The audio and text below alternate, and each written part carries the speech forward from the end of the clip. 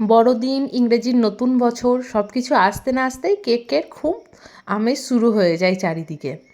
তাই আজকে আমি বাড়িতে বানিয়েছিলাম ফ্রুট কেক। নমস্কার সকলকে, আমার চ্যানেলে একটি নতুন ভিডিওতে আপনাদের স্বাগত জানাই।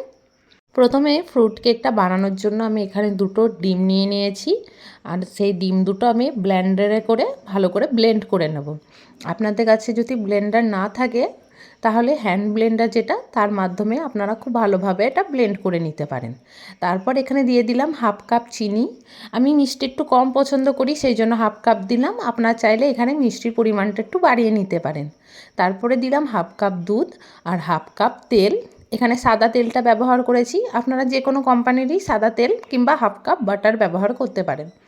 আর এখানে দিয়ে দিলাম ভ্যানিলা এসেন্স। এবার সব কিছু ভালো করে মিক্স করে নেব।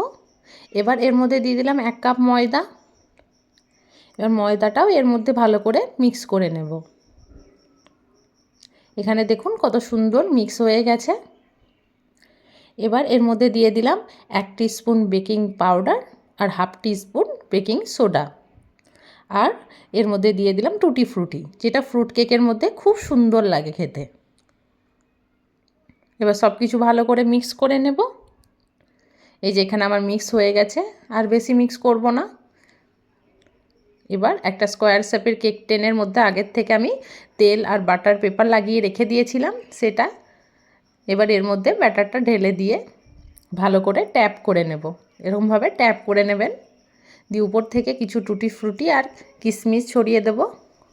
আপনাদের কাছে কাজু থাকলে অবশ্যই দেবেন, আমার কাছে ছিল না তাই আমি ব্যবহার করতে পারিনি। এবার এটা ওভেনের মধ্যে 180 ডিগ্রি তাপমাত্রায় 30 থেকে 40 মিনিট মতো বেক করে নেব। খুব ভালোভাবে বেক হয়ে গেছে আর কেকটা খুব সুন্দরভাবে ফুলে গেছে। এবার একটা চাকু দিয়ে সাইডগুলো ভালোভাবে আলগা করে নেব, দিয়ে একটা প্লেট নিয়ে এটা এরকমভাবে উল্টে ওপর থেকে ট্যাপ করে ভালোভাবে ডিমোল্ড করে নেব। দিয়ে তলায় যে ব্যাটার পেপারটা ছিল সেটা বের করে নেব। কেকটা ঠান্ডা হওয়ার পরই ডিমোল্ড করবেন, যখন গরম থাকবে কখনোই ডিমোল্ড করবেন না। আর আপনাদের কাছে যদি ওভেন না থাকে আপনারা গ্যাসের মধ্যেও এটা বেক করতে পারেন।